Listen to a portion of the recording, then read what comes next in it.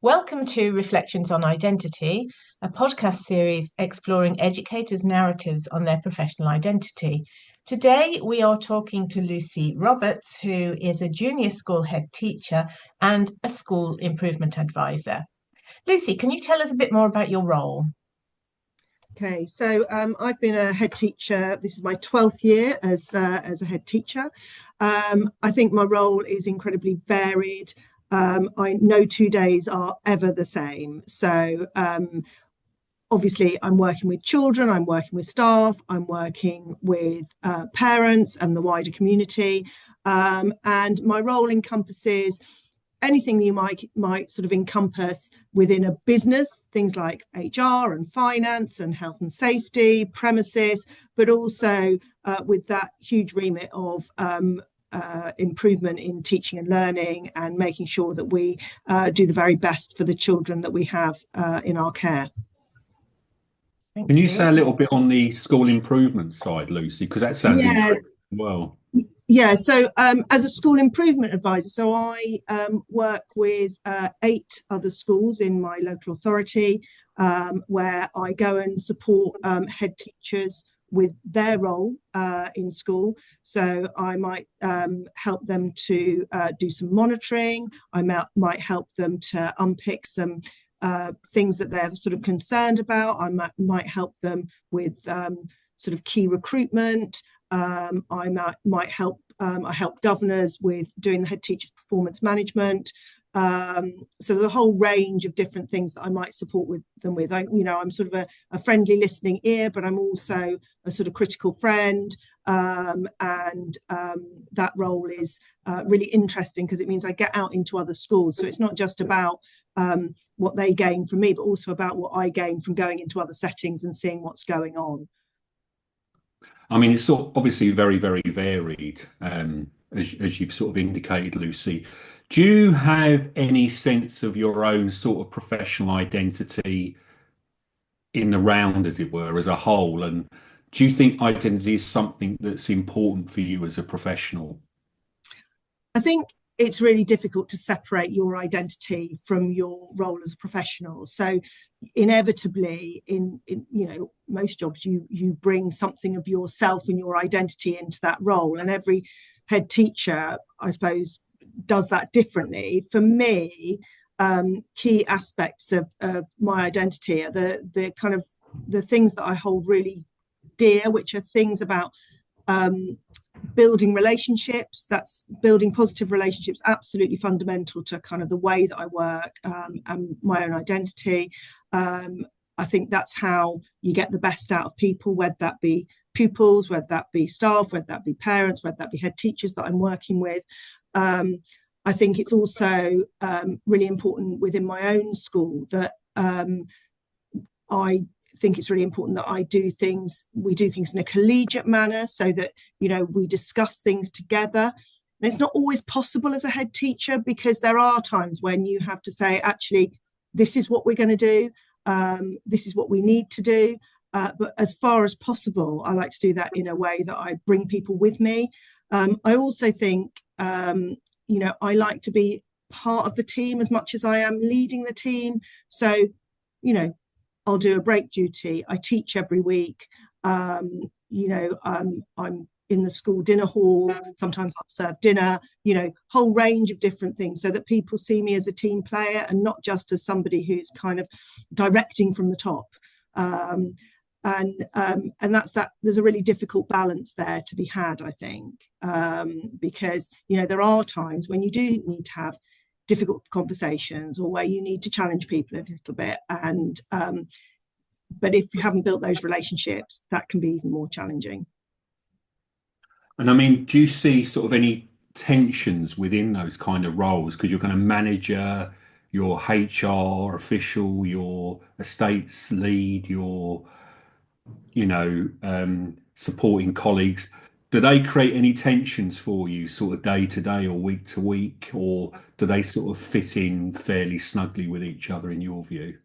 I mean, I think there are always tensions in terms of time, because inevitably there are things that take up time when you want to be focusing on other things, and you have to really kind of prioritize. So time itself can become a bit of a tension, and it's about, you know, constantly prioritizing and reprioritizing. In terms of being a member of the team but also leading the team, inevitably there's tensions, particularly when, you know, somebody's not performing in the way that you would want them to be, or when something's not working as well as you want, or where, you know, you've got to on quickly. Inevitably there's going to be some tensions, but I think part of that is being able to communicate, make sure people know what's happening, be as open and honest about why things are happening as you can be, so that at least people understand, even if they don't agree. Absolutely. And I suppose one of the things that kind of comes to mind immediately when you say that is, how much control do you think you have over your identity and your roles, Lucy? I mean, how much control is there juggling these sort of balls in the air, as it were? I think it's really interesting as a head, because there is no kind of manual about this is how you do the job. So there is a certain amount of control. Obviously, as a head, you've got external pressures. So there are some things, for example, that actually you have no control over. So you don't have control over, for example, having an Ofsted inspection, but you have control over making sure you're as prepared as you possibly can. And my view is to work with people, whether that be, you know, I would always be trying to work, whether that be external factors like Ofsted or statutory assessment tests, but, you know, being as prepared as we can be. You know, from my view, there's no point in trying to battle against it.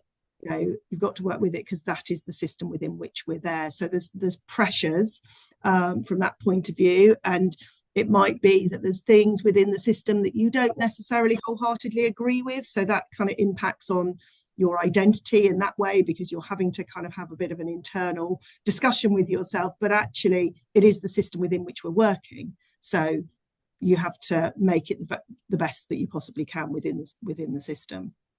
And are those tensions different for you as a head, or are those sort of levels of control different for you as a head as they would be for you as a schools improvement advisor?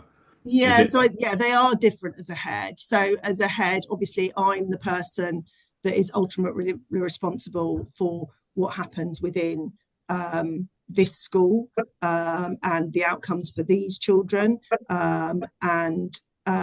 But when I'm working as a school improvement advisor, I can only advise, I can suggest, I can, you know, sort of direct people in where they might find additional support or help, but I can't make them make those changes. I can not necessarily put pressure on, but I can talk about why they might have decided not to do something, but ultimately the head of that school, it comes down to their decision, just as I'm the head of this school and it comes down to my decision. But, you know, I would hope that governors are in a role where they're holding me to account and they're asking me questions about the decisions that I've made, so that I can be thinking about, you know, is there more I could be doing? Are there things that I can make even better? So, yeah, they are different pressures, and, you know, it's a different identity, because obviously here I've got that kind of final responsibility, if you like, whereas I don't have that in the other schools that I work with. And how much does sort of collaboration or working with others affect how you perceive yourself, Lucy? I mean, you've alluded to, you know, you're obviously having to manage or liaise with a whole range of people in your jobs, in your roles. I mean, how much does collaboration and working with others play in terms of how you perceive yourself as an educator? I think that collaboration, be it, you know, working with other local schools as a head teacher, so or working as a school improvement advisor, I think that helps ensure part of my identity, I think, is trying to make sure that I'm keeping up to date, so that I'm kind of doing the best that I can do. I think one of the key things about being an educator is that you are also a learner, and can't, research, and whether that be researching what's going on in other schools or whether that be looking at kind of published research, that's really important, making sure that you're always thinking, and always seeing what else can be done, adjustments that can be made, and fundamentally I think we're all still learners, and keeping that at the forefront is a key part of identity, I think. Just the final question from me, Lucy. Is there anything that you've surprised yourself when you've taken on the head role? Is there anything you've been surprised at what you were able to do or couldn't do or have done? Have you surprised yourself in your role or not? I remember thinking back to kind of 11 years ago when I finished my first year of headship. And I remember talking to the governors and them sort of saying a similar sort of question. And I think you've got to be quite resilient in this role. There are lots of people, you try your best to please everybody, but you're never going to please all the people all the time, because you're fundamentally, you're dealing with such a large community. And so fundamentally, there are things that you're going to do that some people aren't going to be happy about for whatever reason. And so you have to make sure that you're quite resilient, but that also you're quite open. And I think that resilience, I did surprise myself, I think, that how resilient I could be. And I think that's really important, that you do reflect on things. I think that's important. Reflection is really important, but being able to go, well, actually, I've made that decision and this is my rationale for that decision is key. And as long as you can feel confident that you feel you've done the right thing, then it's the right decision. Lucy, thank you very much for your time. Carol, over to you. Thank you, Lucy. That was really interesting, actually, and I certainly learned a lot in terms of the various challenges that you face. So thank you for that. You have been listening to Reflections on Identity. We hope you can join us for the next episode in our series. We'd love to hear from you, so please put your thoughts in the comments. And if you want to be notified of the next episode, click the bell icon or follow. Bye for now.